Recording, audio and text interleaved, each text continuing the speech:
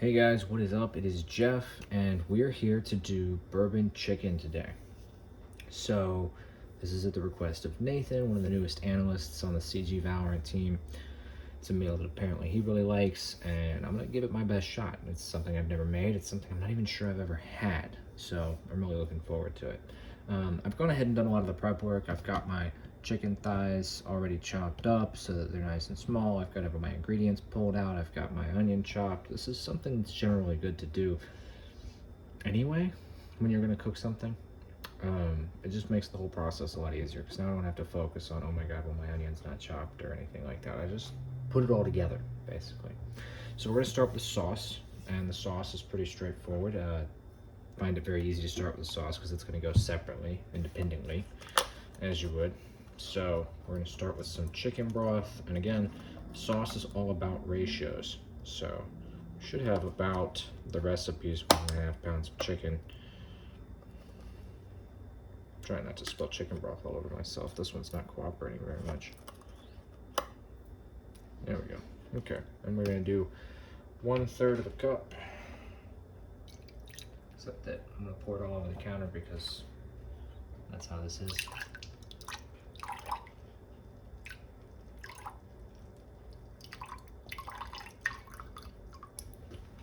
Please be more committed than I was. Or use a can. A can would have made this infinitely easier. The container like this is really designed for pouring a lot more. But we're gonna add that to our bowl. And I'm gonna go ahead and use the entire life of my paper towel here for this. Spilled chicken broth. It's also all over my measuring cup. Anyways, what else do we need? We need a tablespoon of apple cider vinegar.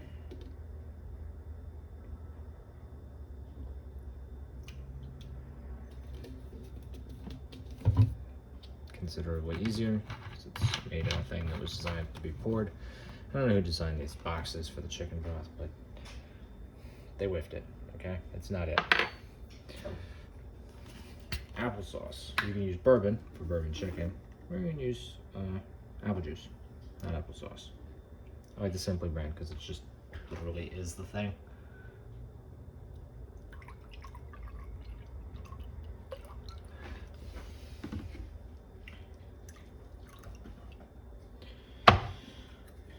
And soy sauce. Now this is a Louisiana recipe, so I don't know why there's soy sauce in it. I also don't know why a Canadian recommended it to me, but hey, I don't control these things, okay? It is what it is. However, what I can tell you is what we're doing here is we're achieving the very same kind of balance that we achieve in some of our other sauces where we've got like the really rich sweetness of a fruit. You could use the reduced alcohol of the bourbon, you can use the apple juice, natural sugars in that, you can use pineapple juice for other bourbon sauces. I really love it with pineapple juice, but we're gonna use apple juice because I have apple juice. I didn't have to buy it. So, what's next? I wrote it down because otherwise I'd be using my phone. Oh, brown sugar. Yeah, see? The other bourbon sauce that I make is equal parts brown sugar, pineapple juice, and soy sauce. And that, let me tell you, that is freaking delicious. We're gonna use packed brown sugar.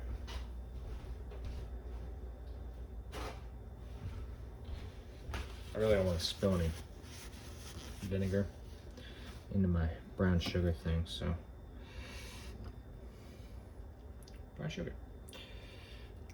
1, 2, 3. All right, 1/4 teaspoon of crushed red pepper flakes. It's just to give it a little pizzazz. Anything that'll add heat will work. It's a lot of pizzazz. And a tablespoon of cornstarch.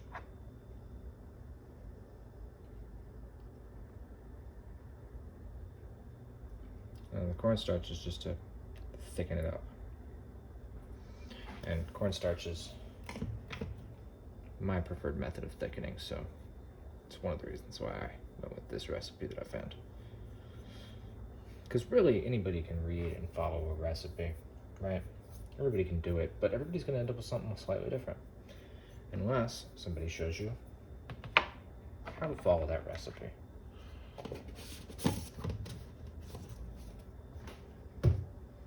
Right?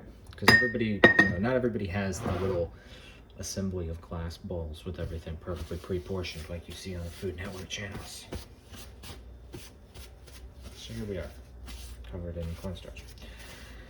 Anyways, now we're gonna mix this up, and a whisk is the best tool for this job, so a whisk is what I will use. Not necessarily because of incorporating air, but just because of getting everything off the bottom of this bowl. And I can be pretty aggressive with a whisk, and I'm not gonna splash stuff all over the place. Now my dad told me, keep a loose wrist and move the arm. He told me this while making hollandaise, which is like using a whisk to beat cement into, well, basically the consistency of a marshmallow. I was sore for days.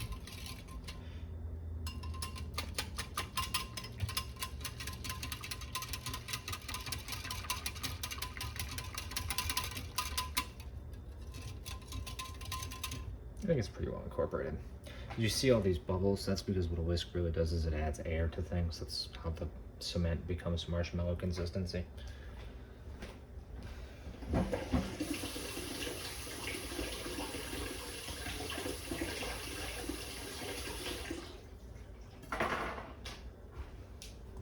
But now we have our sauce. And so now that's another thing that we've prepped that we don't have to worry about while we're cooking, because we're not cooking anything yet. There's no heat. Everything is just being assembled. So, as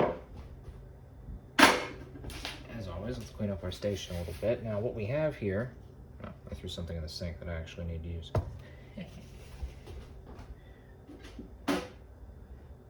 Fortunately, the sink itself is clean. Anyways, what we have here is we have our chicken. This is a horrible camera angle. Is this better? This is marginally better. Then our chicken, which we're gonna basically pan fry real quick. We're gonna cornstarch it. We're gonna toss it. Now, you can toss it with, you know, tongs or whatever, right? And I'm the guy who will admit before anybody else that I hate having stuff all over my hands, especially raw chicken. However, the best results will probably be yielded by using my bare hands. So I'm gonna really think about it. In the meantime, I'm gonna put this cornstarch in there. And this apple cider vinegar. Because again, nothing is cooking, so I don't have to do anything.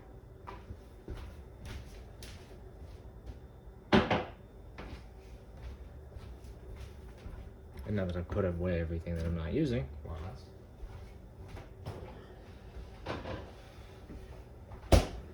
I've decided that I'm going to try it with tongs. If only for your sake. Because most people will not want to grab raw chicken. And I should know how to mix stuff with tongs. Right? Really, the issue with mixing anything with anything is you got to get to the bottom of it. Now, I have no idea exactly how much chicken I have. Thinks at 1.5 pounds. I took what was probably about 3 pounds and trimmed it excessively so that I got only the best cuts, because a lot of it wasn't super good. And I won't be real with you, I've got no idea how much is here. So, it is what it is. Do I need more cornstarch? I don't know, probably not. But what I do need to do is I need to heat a pan. now I will be committed to cooking. Something will be hot. So we're gonna heat the pan on high heat. A little bit of vegetable oil. Everything in its mother and its mother's son says use olive oil, but for this application, I'm gonna use vegetable oil. And once that gets hot, I will turn it down, and then we'll cook. And I will join you there. Okay, so the temperature is decidedly high right now because, well, I heated it on high heat. So I can remove the pan and let it cool down a little bit as the burner goes to medium high, but also just to get the oil moved across the whole pan. It's super non-stick, so it doesn't quite look right. But we're gonna add our chicken. And the thing about this is we're just adding our chicken so that we can get some color on it. We're not trying to cook the chicken all the way, we're just trying to brown the chicken all over. So we're gonna add all our chicken in to this nice hot pan.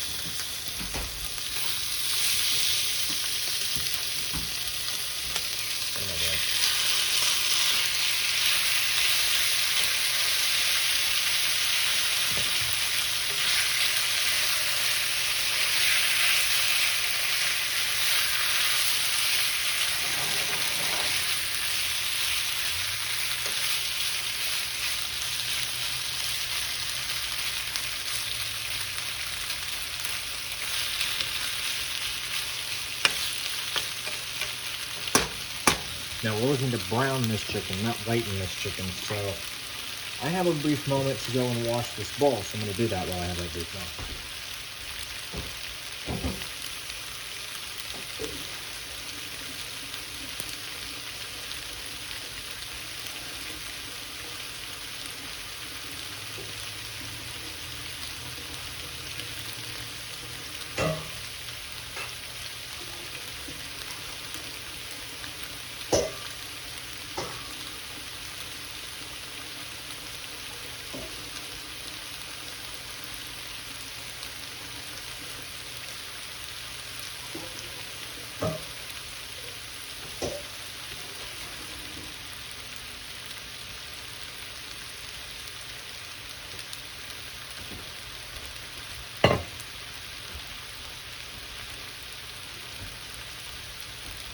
Alright, my bowl is washed. If you're not confident that you can get your bowl washed quickly enough to avoid burning your chicken for whatever reason, just use another bowl. You can always stop washing a bowl. You can't stop cooking the food. You can take it off the heat, but you don't really want to do that.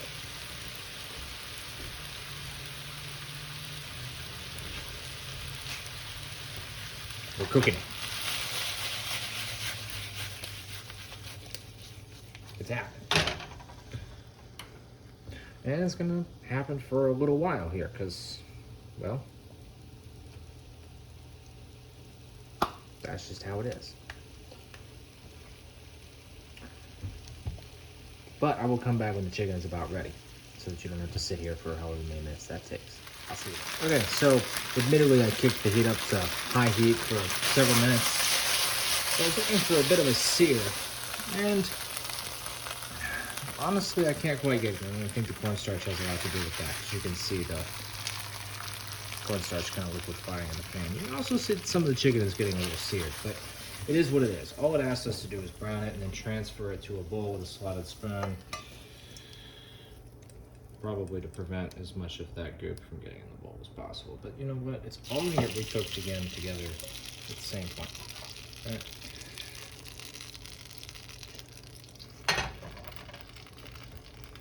Still not hot to get the cornstarch on the chicken, but that is what that is.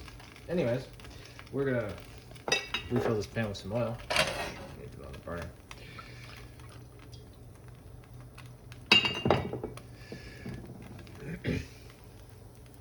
And once that oil gets hot, we're gonna add some onions, and we're gonna add some garlic, and we're gonna add some ginger powder?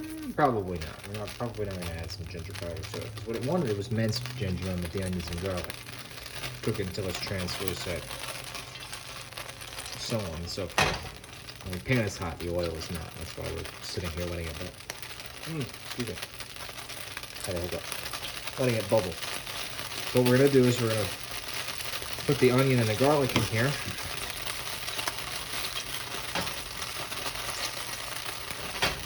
Okay, the oil's getting hot.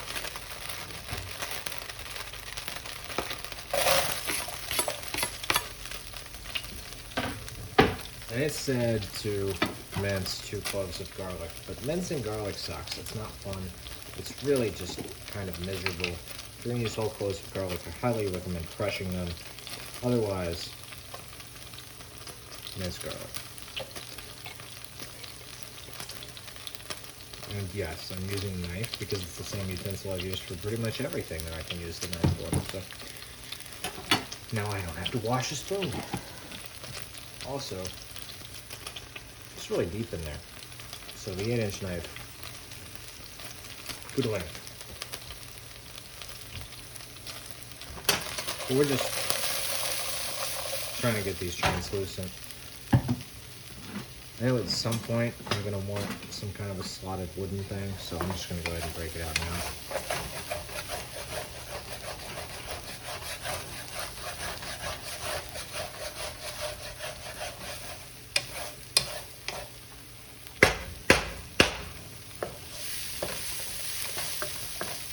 This is frond, so that's the stuff on the bottom of the pan for cooking the meat that makes sauce and gravy and whatever else fantastic. And we're just trying to get these translucent, soften them up, and then we're going to add our sauce, I believe, and then we're going to add our chicken. So I'm going to go check on that recipe, and I will be right back. Okay, so I'm slightly burning this while I go look at the recipe to make sure I have the right order of events, but now it's time to add the sauce, which I need to try and get out of this bowl. You know, this recipe didn't have a temperature on it, Tabby. Really? Yeah, nothing at all. Nothing about the temperature. So I'm just rocking it on medium high so far. And yes, I did step away while these onions were cooking so that I could figure out if I was supposed to add the sauce or the chicken next. I figured it was the sauce. I was right.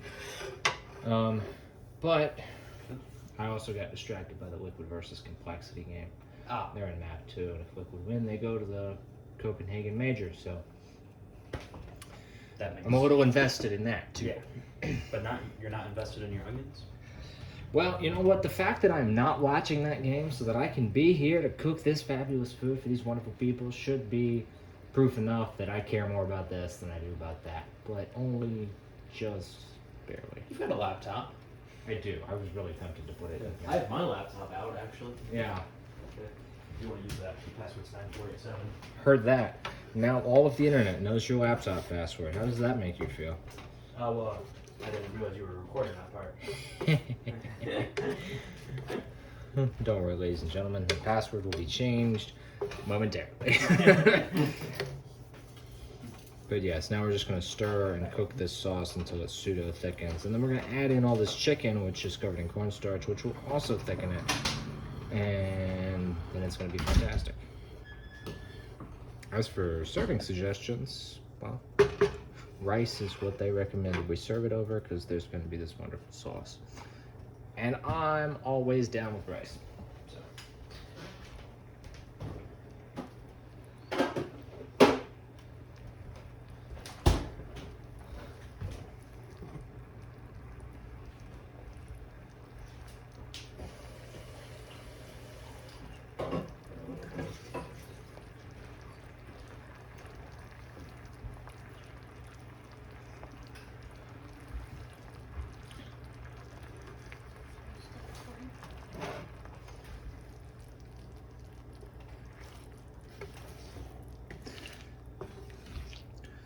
And I will be back when the sauce is ready for the chicken to be added to it. But mostly it's just sit, wait till it bubbles, stir it a little bit, see if it's thicker, so on and so forth. See you in a moment. Okay, so the sauce is thickened. I don't know if you guys can see this, but it's very slowly filling back in the space, right? It's kind of syrupy now, all those sugars giving it a thickened texture. So what we're gonna do is we're gonna add in all this chicken. And what I should probably do is wash this bowl again, which I will do, but basically, we're just gonna coat this chicken in sauce. And then we're gonna let it sit here and simmer and cook, stirring occasionally so that nothing gets stuck to the bottom of the pan and burned. Because, you know, if there's a thin layer of sauce between the chicken and the bottom of the pan and the sauce all cooks away, then, well, I'm just burning stuff. But once everything's nice and coated, and that rich, beautiful brown color from the sauce, it's pretty much just gonna sit here. Now, I don't know how long they expect. Oh, ginger. I never added the ginger. I should probably do that. Now would be a fine time. That's a lot. I'm gonna stir that in. I just noticed it was sitting here. It's because I didn't have minced ginger. Oh well. You can buy minced ginger in the store. It's good stuff. It's very handy. But powdered ginger gets you very far, and it doesn't really go bad. So that's what we have. But anyways, yeah, this is just gonna sit here and it's gonna simmer in the sauce and thicken up. And the recipe said 2 to 3 minutes. I don't know how long they cook the chicken in the pan for. But my guess would be based on, I don't know, the 5 to 10 minutes I cooked the chicken in the pan for. 2 to 3 minutes is probably good. I'm gonna leave it in here for 4 or 5, just to be sure. Overcooking chicken inside of moisture isn't really all that bad. You're just gonna end up with, you know, still moist and delicious chicken. It just might not be quite as tender, but it's okay.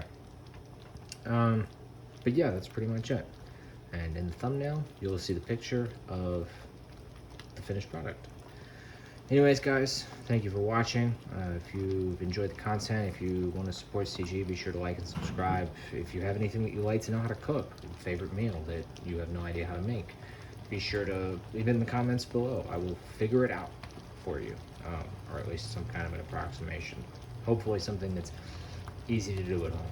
As for this meal, it's very simple. You know, the sauce does most of the work. The meat was just chicken thighs, but you could use any kind of chicken.